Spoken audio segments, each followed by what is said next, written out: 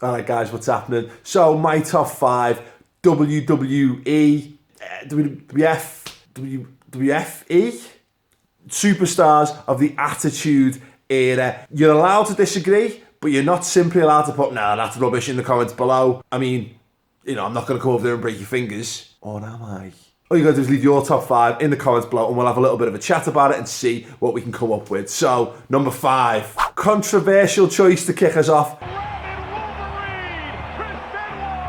Chris Benoit. Now, I know he's been rightfully airbrushed out of the WWE archives and what have you because, let's face it, the man cracked. And anyone who decides that it's a decent idea to spend your afternoon murdering your family probably doesn't deserve any kind of recognition. But for the pure interest of this list, and at the time, who was one of my favourite wrestlers, it was Benoit. Just phenomenal. I mean, look at the finisher for the start. Diving off the top rope and headbutting someone. Now, I know wrestling's not real. I know, you know, everyone knows. Let's get on with our lives. Because also, you know what's not real? EastEnders.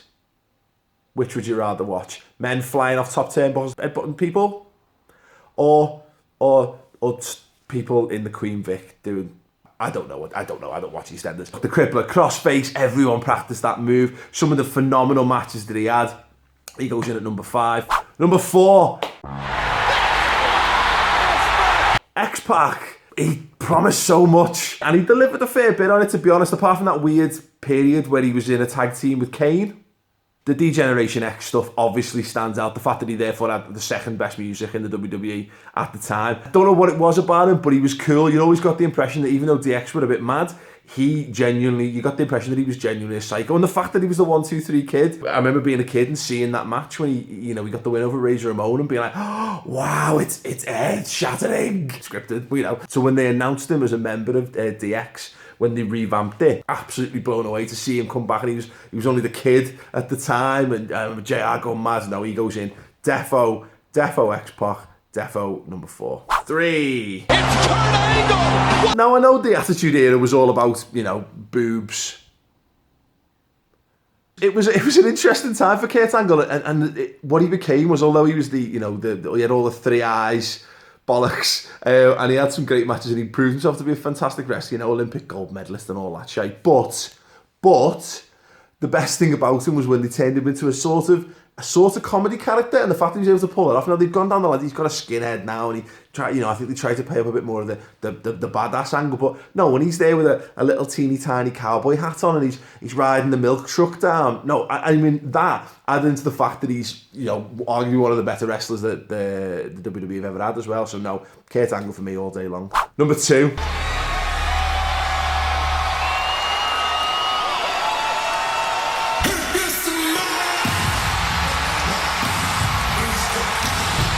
Yeah, can't tell you how many hours I spent in the bathroom practicing the people's eyebrow, amongst other things, of course. You know, The Rock, he's got to be in there because the man almost defined the era. Charisma, talent, amazing moves, apart from the fact that the people's elbow is a bit cheap, if we're honest. But let's be honest also, every single one of us has done a people's elbow. And it doesn't matter whether we had an elbow pad on or not. We've all taken a fake elbow pad off, thrown it to one side, looked up, done all that shite, and then jumped on a friend on the floor. You know, look, the guy's genuine credit to come from being, a bit of a weak arsehole to become pretty much the figurehead of wrestling moving forward. You can't beat him, and you can't beat every single line. It doesn't matter. Still do that to this day. What do you think about that? It doesn't matter what you think. It's timeless, genuinely timeless. The Rock, number 2. And number 1.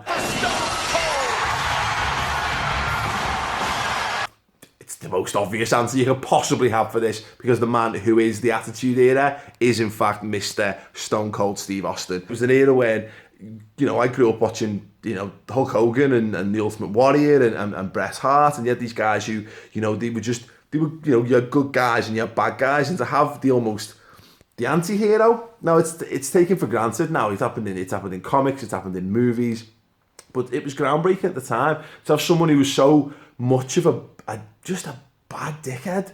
He was just horrible human being, and everyone loved him and everyone took him to the heart. And again, the Stone Cold Stunner. Texas Rattlesnake is on fire! Austin How many times have you done that to people? How many times have I had that done? It's difficult to do it on me. I'm a bit big. Arguably one of the greatest finishing moves in the history of wrestling. The best attitude, some of the greatest highlights. Again, you know, the Kurt Angle thing with the milk truck doesn't exist without the beer truck. The fight with Vince McMahon, absolutely out of this world. For me, the greatest wrestler, arguably of all time in the WWE, but certainly of the Attitude Era. There's my list. Let me know your top 5 Attitude Era wrestlers in the comments below, and I'll be around to have a little chat with you and see what you come up with. If you disagree, feel free, but also feel free to leave it below. Give the video a thumbs up, subscribe to Maych TV for more My Top 5s.